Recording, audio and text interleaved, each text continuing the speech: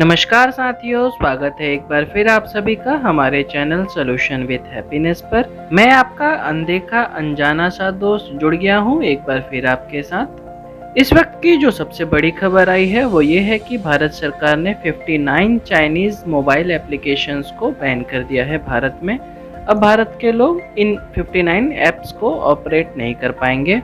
तो इसी टॉपिक पर आज का हमारा ये एपिसोड आधारित है। हम इस एपिसोड में बात करेंगे कि भारत सरकार ने आखिर क्यों इन ऐप्स को बैन किया और इसका क्या सकारात्मक प्रभाव हमारे देश पर पड़ेगा। तो चलिए शुरू करते हैं हम ये एपिसोड।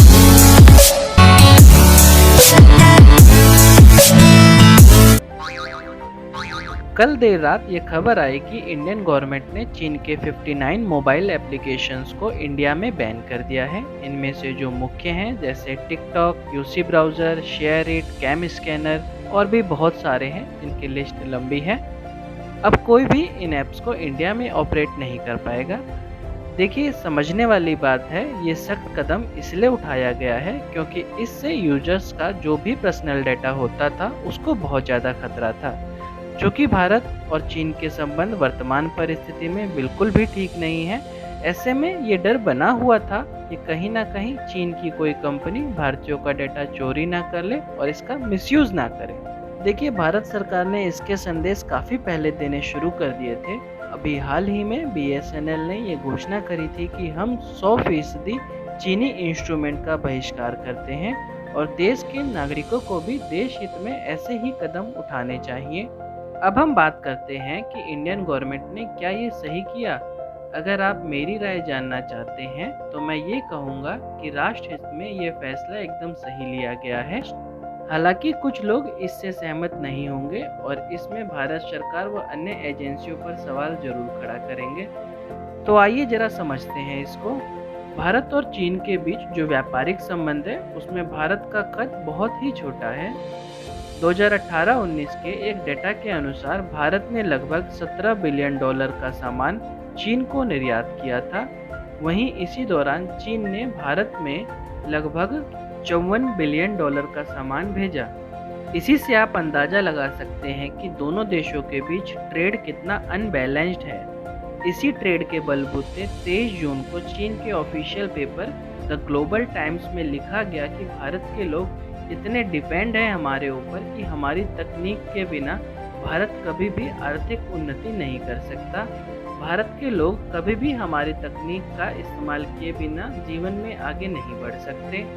देखिए दोस्तों, चीन एक बहुत ही महत्वाकांक्षी और कम्युनिस्ट पार्टी वाला देश है। एक तरफ तो इसने अपने सभी सॉफ्टवेयर और ऐप्स को दुनिया भर में ऑपरेट करवा रखा है, वहीं दूसरी तरफ इनके देश में कोई भी विदेशी सॉफ्टवेयर या ऐप्स अवेलेबल ही नहीं है। ना तो चीन में जीमेल की सुविधा है, ना ही वहाँ पे कोई social networking site like Facebook, Twitter, WhatsApp कुछ भी अवेलेबल नहीं है। चीन में किसी भी विदेशी ऐप्स को मान्यता नहीं दी जाती वहाँ की सरकार की तरफ से। कुल मिलाकर हम ये कह सकते हैं कि चीन अपनी कंपनियों के बलबूते ये अधिकार रखता है कि वह किसी भी नागरिक का डेटा चुरा सकता है जिसके मोबाइल में चीन के ऐप्स हों। अब हम बात करते हैं चीनी मोबाइल एप्लीकेशन टिकटॉक के बारे में। टिकटॉक के भारत में 30 करोड़ यूजर्स हैं, जिसमें से 22 करोड़ यूजर्स एक्टिव हैं। और आपको जानकर ये हैरानी होगी कि टिकटॉक ऐप को खुद चीन ने कई बार अपने देश की गरिमा को नुकसान पहुंचाने वाला ऐप बताया है। पूरी दुनिया में टिकटॉक के सबसे ज़्यादा यूजर्स इंडिया में ही हैं। हम में से अधिकतर इंडियंस इस ऐप्स को अपनी ज़िंदगी का अहम हिस्सा मान चुके हैं।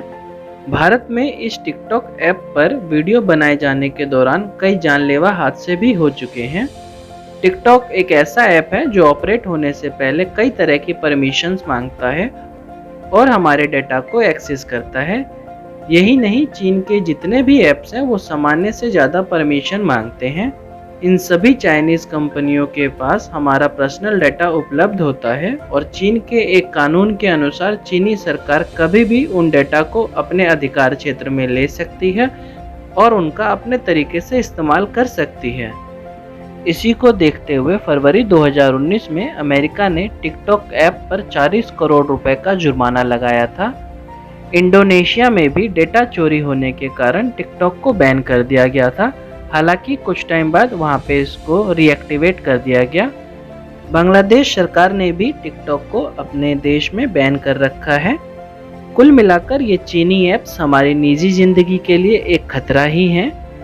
मुझे ऐसा लगता है कि ये बिल्कुल सही वक्त है, हमें सपोर्ट करना चाहिए इंडियन गवर्नमेंट को और एक कदम और बढ़ाना चाहिए अपने राष्ट्र हित की तरफ। यही वक्त है अपनी देशभक्ति दिखाने का और हमारे सैनिकों की शहादत का बदला लेने का। इस वक्त हमें गौर करना चाहिए सोनम वांगचुक जी की बातों का, जिन्होंने कहा था कि हम आपसे ये नहीं कह रहे कि आप अपना चाइनीज़ मोबाइल इस्तेमाल ना करो या उनको फेंक दो, बल्कि ये कह रहे हैं कि फ़िलहाल आप उसमें से जितने चाइनीज़ ऐप्स हैं, जो सॉफ्टवेयर हैं, उसे डिलीट कर दें और एक भारतीय होने के नाते खुद से प्रॉमिस करें कि अब मैं भविष्य में कभी भी चीनी उत्पादों का इस्तेमाल नहीं करूंगा।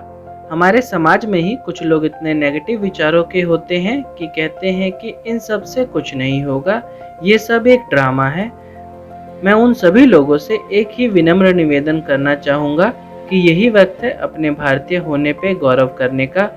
कोशिश हमारी छोटी ज़रूर है, लेकिन अगर ये कोशिश सभी लोग ठान ले कि हमने करनी ही है, तो इन सबसे चीन को काफ़ी आर्थिक नुकसान होगा।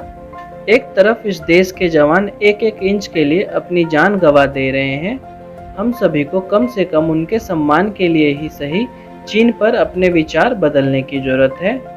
हमें अपनी डिपेंडेंसी चीन पर कम करनी चाहिए, वरना ये देश चीन हमसे ही व्यापार कर एक दिन हम पर ही अधिकार करने की कोशिश करेगा। मेरी ये अपील उन टिकटॉक स्टार्स से भी है कि फ़िलहाल वो नेगेटिव ना हो, बल्कि इसका कोई अल्टरनेट ऐप इस्तेमाल करे और अपने उन फॉलोवर्स से भी ये अपील करें कि ये वक्त अपने राष्ट्र और अपने वतन के लिए सबसे ज़रूरी है। जिस तरह भी हो सके चीनी उत्पादों को ना खरीदें और इसकी जगह अन्य कोई विकल्प जरूर होगा, उसका इस्तेमाल करें। ये सभी लोग आपके फॉलोवर्स हैं, आपको अपना रोल मॉडल मानते हैं। अगर आप सभी उनसे ये अपील करेंगे तो वो ज़रूर आपकी बातों को अपनाएंगे। अंत में फ़िलहाल मैं यही कहना चाहूँगा आप सभी से कि भारत सरकार के इस कदम पर उनका साथ दीजिए, उनके पीछे खड़े रहिए। अपने देश के जवानों का अपने घर से दूर खड़े उन सैनिकों को विश्वास दिलाइए कि अब हम भी चीन के खिलाफ अपने तरीके से आप सभी के साथ हैं। साथियों, आप सभी की क्या राय है भारत सरकार के इस फैसले पर? कमेंट बॉक्स में हमें ज़रूर बताएं। मैं उम्मीद करता हूं आपको हमारी ये छोटी सी जानकारी ज़रूर पसंद आई होगी। अगर आपको ये वीडियो पसंद आया हो तो इसे लाइक कीजिए और साथ ही हमारे चैनल को सब्सक्राइब करके जो साथ में बेल आइकन है उसे ज़रूर प्रेस कर दीजिए। फिर मुलाकात जल्दी ही होगी आपसे, तब तक के लिए जुड़े रहिए हमारे चैनल के साथ। आपका बहुत बहुत धन्यवाद।